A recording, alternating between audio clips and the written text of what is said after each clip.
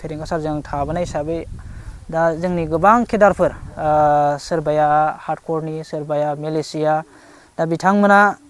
दाख्लैनि जिखिनि रां अनसुंथाइ होनाय रिहेबिलिटेसन होनायखौ लानानै बिराद दावराव जाबाय थादों दा बेखौ लानानैनो दिनै जों प्रेस मिटखौ होनाय जाबाय जाहोना जाहैबाय बिथांमोनाबो गोबां मावबोबाय जोंबो मावबाय गोदोनिफ्राय मावनानै जोंबो नै दाख्लैनि लास्ट माबायाव जि होनाय बेयाव मोनबाय जेनेबा जोंनि बिश्वनाथ डिस्ट्रिक्टनिफ्राय गासै 10 जन ना माल'मोन 10 जननि गेजेरावहाय सासेया जेलाव थानायनि हिसाबाव गासै 9 जना मोननो हानाय जादों आरो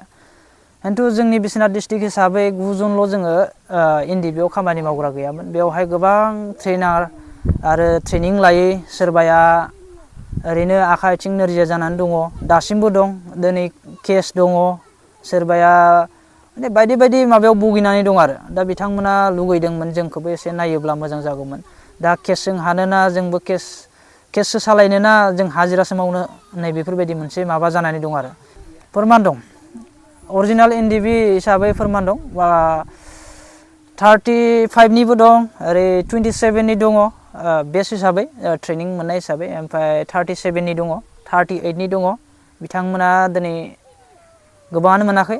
सरकारनिफ्राय नायबिजिरनायफोर जादोंना जायाखै नायबिजिरनायाथ' जाबाय बहुद बार भेरिफाइ जाबाय भेरिफाइ जानायसेयावबो खिन्थु दाख्लैनि मोननो गोनाङाव माखासे हार्डकरनि लिस्ट होनाय हिसाब बायदियै बिथांमोनाबो मोननांगौमोन बा होनांगौमोन खिन्थु बिथांमोननि लिस्टखौ बोरै दाननानै गालांखो बेखौ जों बुंनो हाया ना गोदान लिडार ओंखारनानै गोदान लिडारफ्रासो बख'नानै गालांखो ना माखो बेखौ आं बुंनो हाया आरो सिगां खिन्थु आं थानाय समाव फेरेंगा सारनियाव थानाय समाव बे गासिबो लिस्टआनो दंजोबोमोन सिङाव माबाफोर दं नामा होनना नोंथांमोना सानो नामा बेखौथ' नायनो थाङोबाथ' दाख्लैनि माबायाव नायनो थाङोबाथ' माखासे मानसिया अनेकानो मोनफादों बे हिसाबैथ'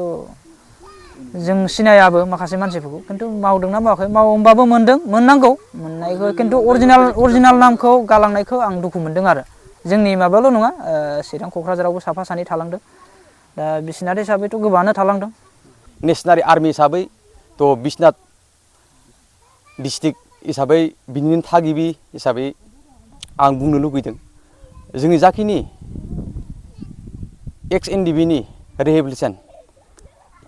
बारे मानो थालांबाय थादों जोंनि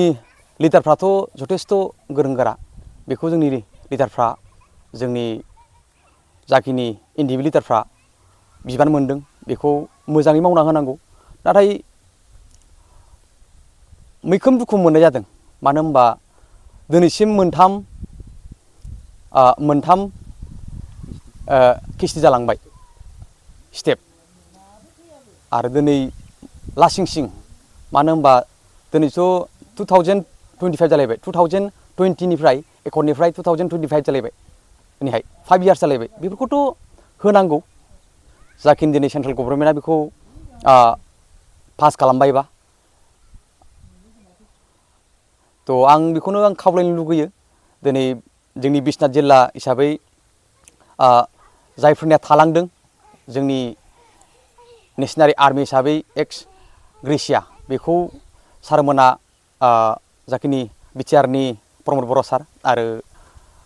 ओरै गबिन्द सार आरो फेरेंगा सार आं खावलायहरो थ' अननानै मावना होयो आरो बेनि गेजेरजों जाखिनि जोंनिनो मुंख्लं लिस्ट थालांनाय माखासे जादों आरो माखासे जायाखै बे बुस्थुखौबो नायबिजिरनानै होनांगौ